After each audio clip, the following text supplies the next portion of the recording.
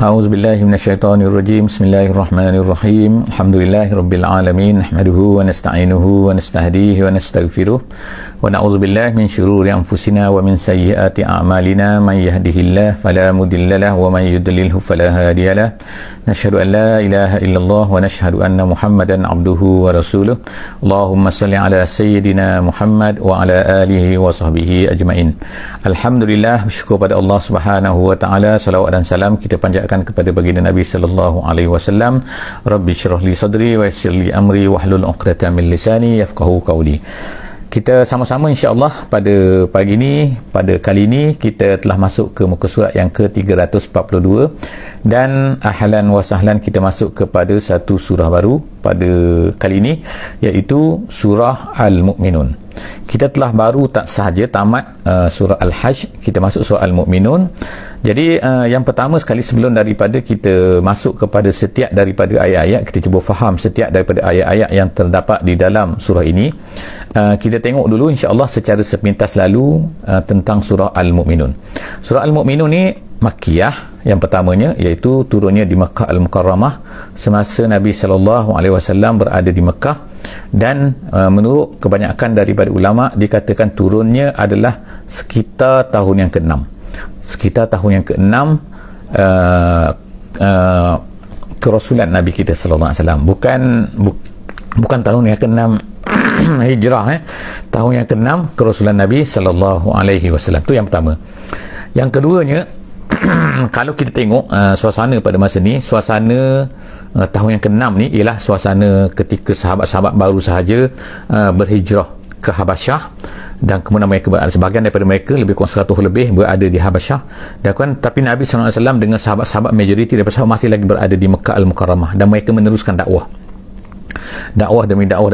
Jadi mereka menghadapi banyak perkara-perkara tentangan daripada orang kafir ni, orang kafir Quraisy yang menentang apa yang mereka bawa. Jadi kita akan tengok di sini bahawa Allah Subhanahu wa taala memuji orang-orang yang beriman ni, orang beriman. Jadi bagaimana mereka ni Allah Taala puji mereka, Allah Taala alu-alukan mereka, Allah Taala beri penghargaan kepada mereka macam-macam, dan Allah Taala terus menjawab apakah yang dikatakan, apakah tuduhan-tuduhan yang dikatakan oleh orang-orang kafir Quraisy ni terhadap Nabi kita sallallahu alaihi wasallam, terhadap dakwah baginda. Jadi keadaan ini sebenarnya akan tetap berlaku sehingga hari kiamat. Jadi oleh kerana itulah maka kita belajar daripada surah ni, kita baca surah ni, kita baca surah Mu'min, kita baca surah-surah yang lain juga, demi untuk kita ni dapat sebagai zat, sebagai bekalan kekuatan kita dan juga kekuatan kita untuk menghadapi orang-orang yang tidak mahu beriman, orang-orang yang belum lagi beriman, orang-orang yang kita nak ajak mereka kepada iman. Jadi insya-Allah itulah lebih kurangnya daripada surah ni. Dan of course surah ni kita akan mulakan, Allah SWT mulakan dengan memberi sifat-sifat orang beriman, sebanyak 7 sifat yang Allah Taala sebutkan di dalam permulaan surah Al-Mu'minun ini insya-Allah. A'udzubillahi minasyaitonirrajim. Bismillahirrahmanirrahim. Qad aflahal mu'minun allazina hum fi salatihim khashi'un wallazina hum 'anil lagwi mu'ridun wallazina hum lizzakati fa'ilun. Sadaqallahul azim. Alhamdulillah, saya baru bacakan ayat 1 hingga ayat keempat daripada surah Al-Mu'minun. Allah Subhanahu wa taala memulakan dengan perkataan qad di dalam ayat yang surah ini. Qad artinya sesungguhnya. Jadi qad ini dikatakan oleh ahli tafsir sebagai litahqiq. Sebagaimana dalam tafsir jalan lain dia kata qad ni litahqiq, untuk menyungguhkan, untuk menegaskan bahawa berjayalah, aflaha. Siapa yang aflaha? Al-Mu'minun. Aflaha ini daripada perkataan falaha, kita kata falah pun ada. Falah tu iaitu petani kan, kalau falah dalam bahasa Arab. Jadi digunakan oleh, iaitu apabila seseorang itu mendapat hasil. Itu asal makna falaha. Aflaha iaitu apabila seseorang itu mendapat hasil sesuatu daripada apa yang kesusahan yang dilakukan. Jadi petani itu dia bersusah-susah payah untuk nak menanam, kemudian dia dapat hasil. Jadi kita panggil dia falah. Jadi aflaha.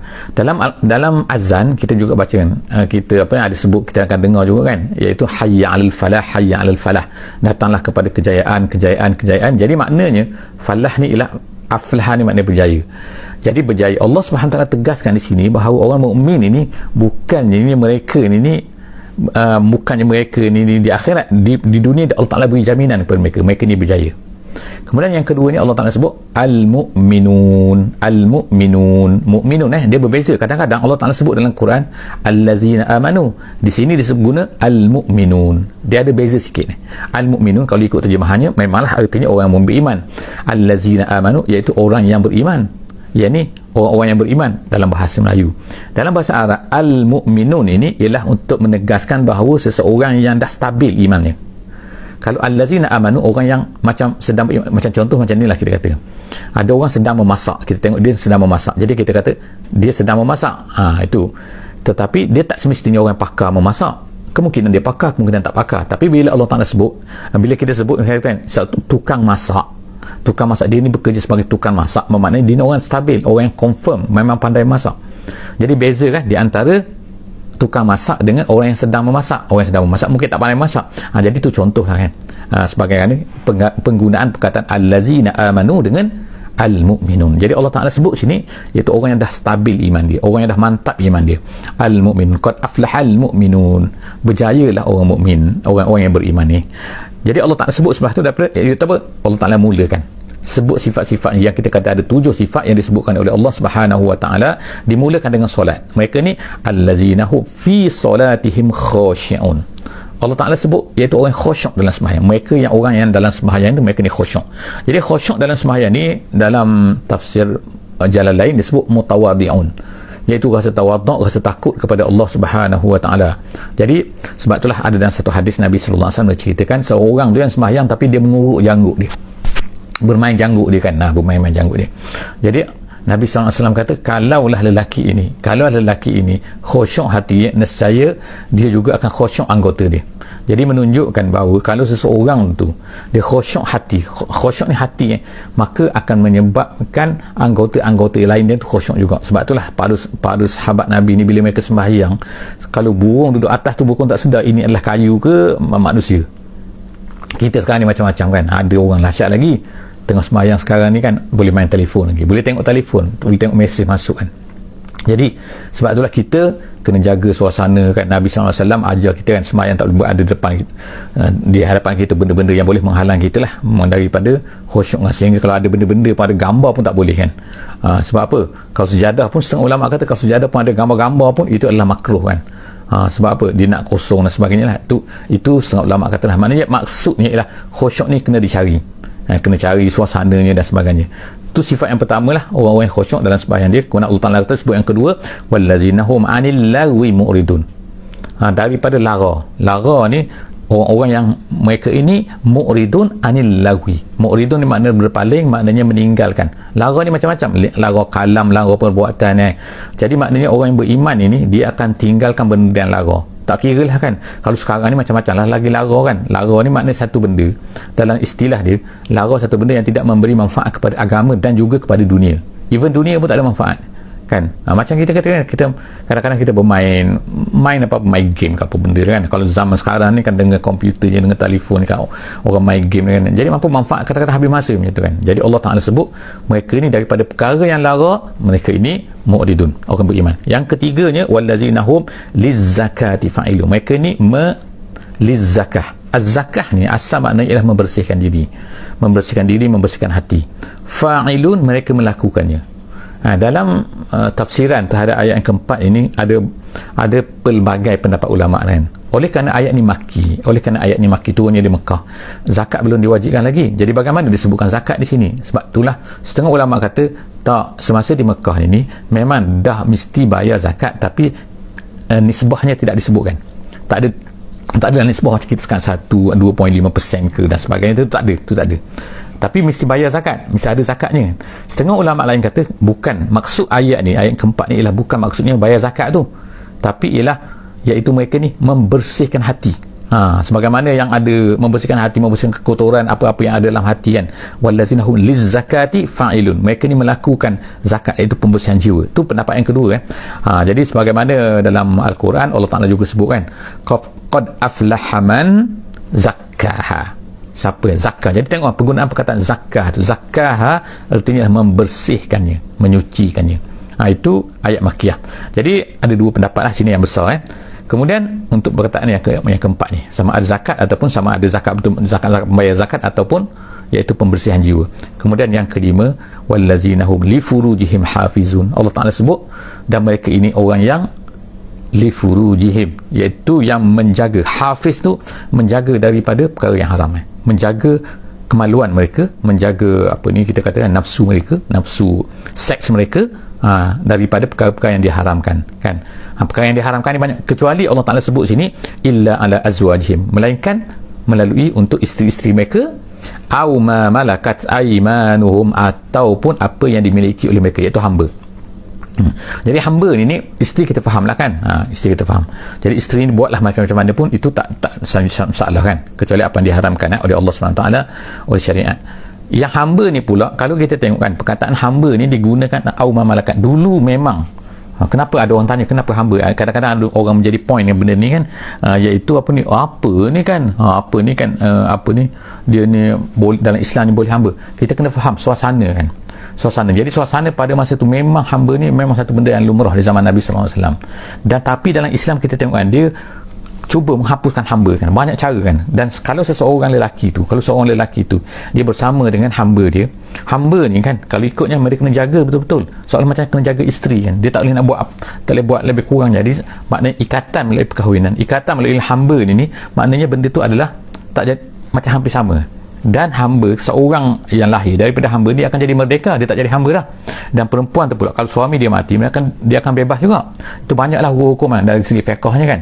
Tapi maknanya Allah Ta'ala ni, kita nak sebutkan perkara ni, dan kita tengok perbezaan di sini. Kalau azwaj digunakan perkataan azwaj, pasangan, tetapi bila hamba diguna au ma malakat, diguna fa'il dia katakan, ataupun apa yang dipunyai. Itu ulama kata dia menunjukkan apa, bahawa benda ni tidak kekal kan, tapi benda ni adalah azwaj, iaitu seorang yang kekal kan, isteri seseorang tu.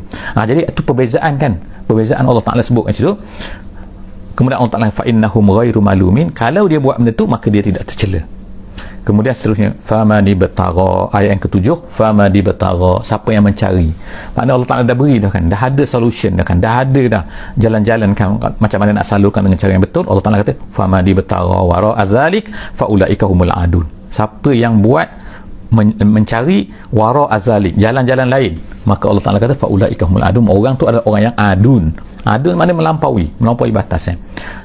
Daripada ayat ni lah, dalam mazhab Syafi'i dia kata maknanya dipanggil masturbation kan, masturbation maknanya lelaki kan, onani dan sebagainya kan, itu diharamkan oleh syarak. Kenapa?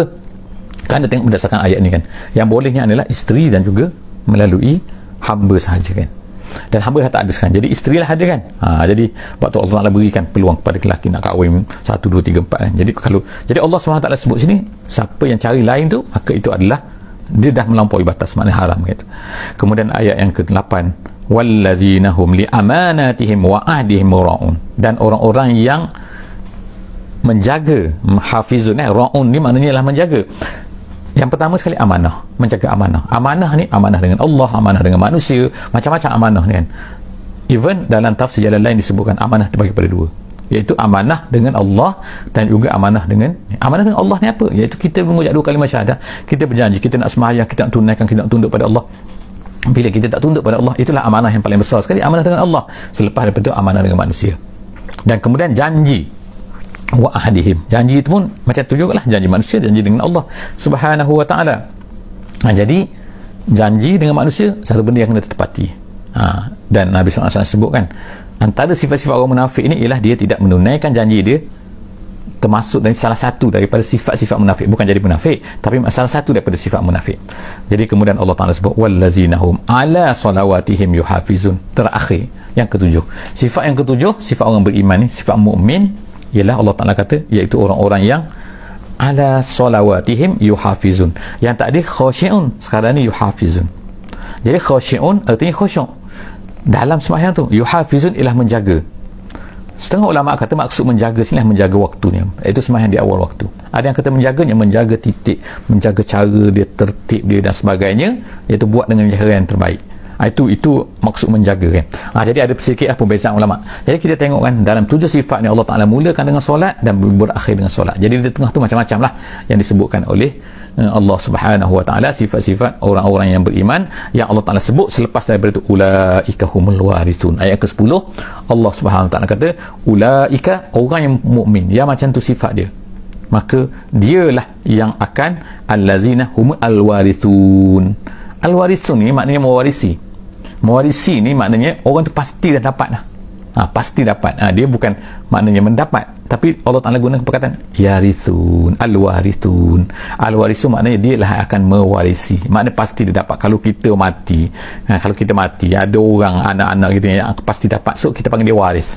Waris pusaka ni pasti dia akan dapat, walaupun orang tak bagi, walaupun dia tak ada pada time orang bagikan harta tu. Ni bukan cabut lucky draw kan, kalau tak ada terlepas kan, tak, dia pasti akan dapat, dia akan pasti akan dapat. Orang al-mu'minun dia akan al-warithun, ulaika humul warithun. Allah Ta'ala kata kemudian allazina yarisunal firdaus, mereka akan mendapat apa?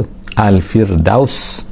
Firdaus ni ialah salah satu daripada syurga, sebagaimana Nabi kita kan pernah sebut, Nabi kata dalam hadisnya kan, iza sa'altumullah al-jannah fas'aluhu al-firdausa. Nabi SAW kata, kalau kamu minta syurga daripada Allah, hendaklah kamu minta al-firdaus tu, minta yang paling tinggi. Nabi kata paling tinggi, dia adalah yang paling ni, dan daripadanya lah, daripada syurga firdaus itulah mengalirnya sungai-sungai syurga. Di atasnya arasy Allah Subhanahu wa taala. Jadi maknanya dia tu paling dekat lah, kita katakan paling dekat dengan Allah dari segi dalam syurga. Kemudian daripada situlah mengalirnya sungai-sungai. Jadi maknanya paling hebat lah. Jadi kalau kita minta, jangan minta yang tepi-tepi, ya Allah berilah aku syurga, tepi-tepi sudah tak apalah. Tak, minta yang paling tinggi tu kan. Kalau tak dapat, at leastnya dapat yang paling rendah sikit. Jadi macam tu kan. Jadi Allah Subhanahu wa taala sebut ni, mereka inilah allazina yarisunal firdaus. Kalau kita tengok macam taklah susah sangat kan, mana orang beriman kata, tapi kenapa susah sangat? Susah sangat orang nak dapat kerana bukan mudah kan. Kita tengok kan, di sini ada 7 sifat yang beriman.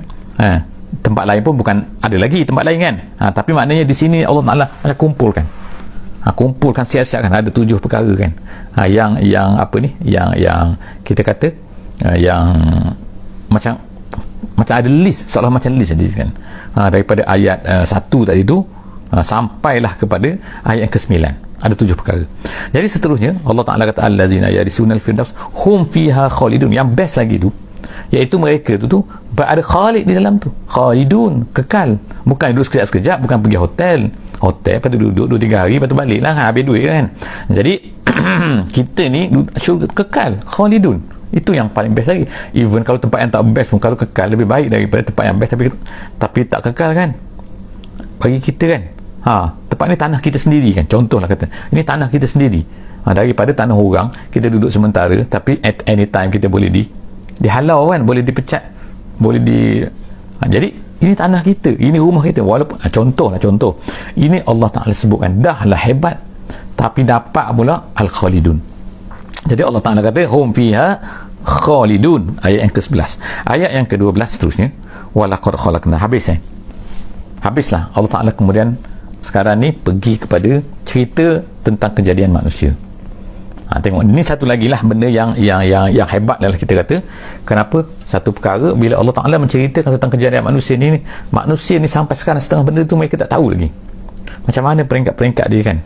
Pada zaman Nabi, of course lah, 1400 tahun dulu mana ada teropong, mana ada apa, tetapi Allah Ta'ala cerita tu sampai sekarang ni manusia tak boleh nak kata bahawa apa yang diceritakan oleh Allah tak betul. Kalau ada lah orang kata tak betul sebab mungkin kadang-kadang dia tengok terjemahan, tak tengok pada ayat tu sendiri, makna ayat tu sendiri. Sebab itulah insya-Allah kan, kalau siapa-siapa yang kata macam tak betul je Quran ni, macam tak betul je hadis Nabi yang sahih, tak, kadang-kadang dia salah terjemahan, dia salah faham kan, dia salah, sebab Quran ni ada nahwunya, ada balaghahnya, ada sarafnya kan, yang perlu difahami betul-betul. Jadi kita tengok sini Allah SWT sebut, Allah Ta'ala kata walaqad khalaqnal insan, sesungguhnya dijadikan insan, kami ciptakan. Dia ada 2, khalaqa dengan ja'ala tu menjadikan. Khalaqa ni ialah menciptakan satu benda, menjadikan satu benda daripada tak ada kepada ada, daripada kosong. Manusia sekarang kadang-kadang dia buat juga, dia kata buat apa, buat kereta tapi daripada apa, daripada besi tu ambil daripada mana, ambil daripada tanah juga, pergi gali, Allah Ta'ala dah cipta. Cuba buat daripada zero, tak ada. Tu orang petik tu silap mata yang bohong lah kan petik dia keluar besi. Kalau boleh buat keluar mesin macam tu, tak perlu lombong besi lah. Kalau boleh petik macam tu, boleh keluar gandum, tak perlu tanam gandum lah kan. Semua benda tu perlukan kepada apa yang telah diciptakan oleh Allah Subhanahu Wa Taala. Nak tanam gandum, perlukan benih gandum. Walaupun kita tanam gandum tak boleh lah, sini kan tanam di Ukraine. Sekarang dah susah kan Ukraine, dah berperang. Jadi maknanya sini ialah kita ni bukan khalaqa. Allah Ta'ala sebut dia telah khalaqna, dia kami ciptakan daripada Adam tak ada. Ambil daripada tanah dulu tak ada, Allah Ta'ala ciptakan tanah tu. Jadi Allah Ta'ala ciptakan khalaqnal insan, iaitu Adam, min sulalah. Sulalah tu maknanya, kalau dalam terjemahan lah kita kata pati. Asal makna sulalah ni ialah, kalau pedang tu pedang ada sarung dia. Jadi bila keluarkan pedang tu keluarkan pedang tu daripada sarungnya itu dipanggil tu salalah tu, iaitu makna bermaksudnya lah isi dalam, makna kita patilah kan gitu kan. Jadi Allah Subhanahu Wa Taala kata walaqad khalaqnal insan min sulalatin min tin, sulalah min tin, iaitu daripada pati tanah. Macam mana pati tanah ni kan, ini yang kita katakan banyak ni nanti kan penafsiran dan sebagainya. Jadi saintis-saintis akan carilah pun macam mana daripada tanah. Akhirnya jumpalah itu, rasa komposisi tanah daripada tanah ni komponen dia macam itu. Setakat yang manusia jumpalah setakat ni. Tapi Allah Ta'ala cerita tetap betul, sulalatin min tin. Ayat yang ke-12. Ayat yang ke-13, summa ja'alnahu nutfatan, kemudian kami tukar dia, kami jadikan dia summa ja'alnahu, minta maaf, kami jadikan dia, iaitu anak-anak Adam. Daripada mana pula? Adam tu memang daripada tanah. Kemudian kami jadikan dia pula tu nutfatan, daripada mani manusia. Hu tu ialah manusia. Ja'alnahu, kami jadikan manusia itu nutfatan, daripada nutfah, iaitu mani, setitis mani, fi qararim makin, di dalam satu tempat yang qarar, satu tempat yang terpelihara, makinnya mantap. Mana mantap tu? Rahim. Kenapa dia kata mantap, kukuh tu? Kita tengok macam mana dia boleh melekat situ kan. Dah lah melekat tu, tergantung kan. Kemudian kadang-kadang tu mak tu pergi ke sana, dia duduk dalam tu kan. Bukan kalau kita kilang tu duduk diam kan, ni bergerak ke sana kemari kan. Kadang-kadang mak tu berlari sana berlari sini kan, tengok tetap duduk situ kan, kukuh betul, kukuh kan. Lepas tu bukan sekali saja, dia boleh mengandung lagi seorang, dua orang, tiga orang, empat orang, 10 orang. Macam tu juga, ada sampai anak 12, ada sampai anak belas-belas, tak tahulah, wallahu alam kan. Tapi maksudnya ialah qararin makin, tempat tu adalah mantap, kukuh. Kemudian Allah Ta'ala kata ayat yang ke-14, Allah Ta'ala sebut lagi kan, summa khalaqnan nutfah, kemudian kami ciptakan pula tu an-nutfah tu alaqah tu maksudnya ialah seketul darah, seketul darah min alaqah. Jadi perkataan alaqah ni ada 3 makna dalam bahasa Arab. Alaqah satunya seketul darah tu, yang keduanya alaqah ni tergantung, alaq dia tergantung. Yang ketiga ni dia ni adalah kita kata macam lintah, alaqah. Jadi maknanya sini kan alaqah dia ni tergantung, minta maaf alaqah saya dah tercepat ni kan, faqalaqnal alaqah mudghah, dia tergantung tadi tu, lepas tu dia macam lintah. Kemudian Allah Ta'ala kata faqalaqna alaqah, daripada alaqah tu, daripada tergantung tadi, dia menjadi membesar menjadi mudghah. Mudghah ni macam daging yang sebesar yang boleh masuk dalam mulut tu mudghah. Mudghah ni asalnya madghah ni, iaitu satu benda yang masuk dalam mulut dan ada macam kesan-kesan macam gigitan. Jadi memang macam tu kalau kau tengok tu kan, tengok manusia tu, asalnya air mani, lepas tu dia membesar, kemudian membesar alaqah, seketul darah, lepas tu dia menjadi macam daging. Yang mudghah tu mudghah tu seketul daging tu, daging seketul tu yang boleh masuk dalam mulut tu kan, dia tu macam ada macam kesan-kesan macam ada gigitan gigi. Itu tengoklah kan, itu tengok dalam internet, kita boleh tengok sekarang kan. Kemudian Allah Ta'ala kata fa khalaqnal mudghah izama, kemudian kami jadi kalau daripada mudghah tu jadi izam, ada pula tulang pula dalam tu. Tiba-tiba muncul tulang kita sekarang ni kan, tapi tulang baby lah kecil dalam perut. Macam mana boleh jadi keluar tulang tu kan, tiba-tiba jadi tulang? Tengok kan, pelik kan, daripada lembut betul jadi keras. Kemudian tu fakasawnal izama lahma, dan kemudian Allah Ta'ala balutkan pula daging. Tulang tu ada daging pula, daging keliling dia, daging sini jadi banyak, sini ada tangan, sini ada muka. Tengok jadi kita hari ni kan, tengok. Jadi Allah SWT kata summa ansha'nahu khalqan akhar, kemudian kami jadikan dia khalqan akhar, satu ciptaan yang lain. Maknanya ciptaan yang lain, maksud ni ulama tafsir kata ialah daripada seketul darah tu tiba-tiba dia jadi manusia. Daripada dulu tak bergerak tiba-tiba, iaitu selepas daripada ansya'na di sini, ansya'nahu khalqan akhar, makhluk yang lain, iaitu apabila dimasukkan ruh dalam dia. Bila masuk ruh dalam dia, dia pun startlah bergerak-gerak kan. Ini kalau dalam hadis sebut ialah selepas daripada 120 hari. Jadi yang tadi tu 40, lepas tu jadi 120 hari ditiupkan roh dalam tu. Malaikat pun tiupkan roh. Jadi start bergerak-gerak. Memang 120 hari sekarang kan. Jadi adalah banyak hukum-hukum situ yang berkaitan kan. Jadi bila sampai sini, Nabi SAW baca, ketika tu Nabi baca kepada Sayyidina Umar ayat ni kan, sampai kepada akhir ayat ke-14 kan, akhir sini, sampai sini Nabi tak baca lagi, Nabi baru berhenti sampai situ ayat tu. Umar ada depan tu, Umar sambung, fatabarakallahu ahsanul khaliqin. Umar baca kepada Nabi. Nabi kata apa? Nabi kata, yes, betul Umar. Macam itulah ayat seterusnya. Masya Allah, kita tengok kan, Umar ni boleh baca dah kan, macam dia boleh, sebab maksudnya fatabarakallah, maha suci Allah, maha hebat Allah Subhanahu Wa Taala, ahsanul khaliqin, dia lah sebaik-baik pencipta. Jadi kita tengok sini kan, macam mana Umar ni macam dah dapat rasa baca ayat Quran Allah Ta'ala sebut kan macam tu. Jadi Umar baca bukan Umar baca, Umar sebut pada masa tu fatabarakallahu ahsanul khaliqin. Nabi kata yes, macam itulah ayat ni seterusnya. Umar tengok kan, macam Umar ni boleh, cuma boleh bukan kata predik tapi maknanya ialah dia boleh rasa irama ayat tu macam tu. Seterusnya ayat ke-15, insya-Allah kita tengok ayat yang ke-15. Allah Subhanahu taala pun sebut summa innakum ba'da zalika lamayitun. Itu adalah proses penciptaan manusia. Kemudian Allah Taala ceritakan selepas daripada itu ringkasan. Selepas tu manusia ke mana? Betul, dia hidup lah. Dia keluar, dia hidup, dia jadi manusia. Tapi selepas tu Allah Taala kata summa innakum. Tapi ingat sikit lagi satu perkara mungkin saya tak sebut tadi kan, lupa nak sebut tadi kan, iaitu kadang-kadang Allah Subhanahu Wa Taala menggunakan perkataan summa. Kadang-kadang Allah Ta'ala gunakan fa. Sini kan, ini ada fa. Kemudian kadang-kadang Allah Ta'ala guna fa. Kemudian Allah Ta'ala guna perkataan summa. Nampak? Summa ni maknanya kemudian, selepas itu. Fa, maka, kalau ikut terjemahan kan. Tapi maksudnya kedua-dua tu maksudnya iaitu selepas daripada tu. Tapi summa ni ialah jangka panjang sikit. Bila summa ni dia cepat sikit. Itu beza dia antara summa dengan fa. Jadi fa ni dia cepat sikit.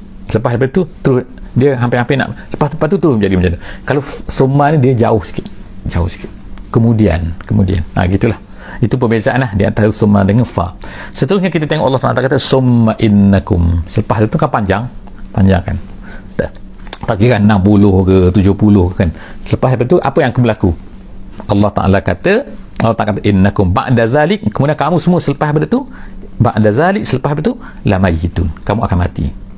Tak ada orang tak mati kan, semua orang mati. Kemudian Allah Ta'ala kata summa innakum, tapi selepas daripada summa innakum yaumal qiyamati, selepas tu kamu pada hari kiamat tub'atsun, akan dibangkitkan, masuk dalam kubur, kemudian tu tunggulah kan, lepas tu akan dibangkitkan. Inilah masalah dia yang bermula lah, iaitu manusia tu akan dihisap, manusia akan dikira. Ini ketakutan, apa benda semua akan berlaku lah, bermula kan. Walaqad khalaqna fawqakum, Allah Ta'ala cerita selepas itu. Allah Ta'ala kata walaqad khalaqna fawqakum, kami ciptakan atas kamu ni apa? Iaitu Allah Ta'ala sab'a tara'iqa, 7 tara'iqa ni jalan, maksudnya jalan-jalan. Maksud jalan sini ialah langit, maksudnya 7 langit. Tapi kenapa dia dikatakan jalan? Kerana dikatakan sebab malaikat yang melalui langit-langit ni kan, menjadi seolah macam jalan kepada malaikat, highway kepada malaikat. Dan jadi Allah Ta'ala kata kami jadikan semua tu. Langit tu ada 7 jalan-jalan dia, jalan melalui malaikat. Manusia ni tak tahu, manusia tak nampak, kita cari pun kita tahu apa maksud 7 tu kan. Macam-macam lah penafsiran, tak apalah terpulang kepada orang nak tafsir tu. Allah Ta'ala sini apa nak sebutkan, itu semua ciptaan Allah. Kemudian Allah Ta'ala kata wa ma kunna anil khalqi ghafilin, dan jangan kamu ingat bahawa semua benda-benda yang Allah Ta'ala ciptakan, sama ada di langit ke di bumi, semua tu Allah Ta'ala tidak wa ma kunna, Allah kata kami sekali-kali tidak ghafil maknanya lalai maknanya tak tahu. Tak hirau, tak, kami ciptakan, kami tahu apa yang dibuat, kami tahu apa ni Allah Ta'ala nak bagi warning secara tak langsung kepada orang-orang yang kafir ni, yang mencerca Nabi, yang menghalau Nabi, mengganggu Nabi, mengganggu orang Islam kan. Kamu ingat Allah Ta'ala tak tahu apa yang kami buat ni? Yang kamu buat, kami tahu semua apa yang kamu buat. Jadi setakat itu saja, insyaAllah. Jumpa lagi dalam sesi akan datang, muka surat 343 insyaAllah, iaitu bukan awal surah Mu'minun, bukan awal, kita dah masuk surah yang kedua surah muka surat yang kedua daripada surah Mu'minun. InsyaAllah jumpa lagi. Jangan lupa untuk like, untuk subscribe, untuk komen, dan juga untuk tekan loceng kalau di YouTube. InsyaAllah tekan loceng tu kan supaya kita dapat warning setiap kali ada video baru. InsyaAllah setiap hari InsyaAllah ada satu video baru. InsyaAllah kita akan kita akan sama-sama, at least ni kita mengaji ni kadang-kadang lebih daripada satu. InsyaAllah kita ada video. InsyaAllah aku qouli hadza wa astaghfirullahal azim li wa lakum. Bismillahirrahmanirrahim. Wal 'asri innal insana lafi khusr illa allazina amanu wa amilus solihat wa tawasaw bil haqqi wa tawasaw bis sabr. Wassalamualaikum warahmatullahi wabarakatuh.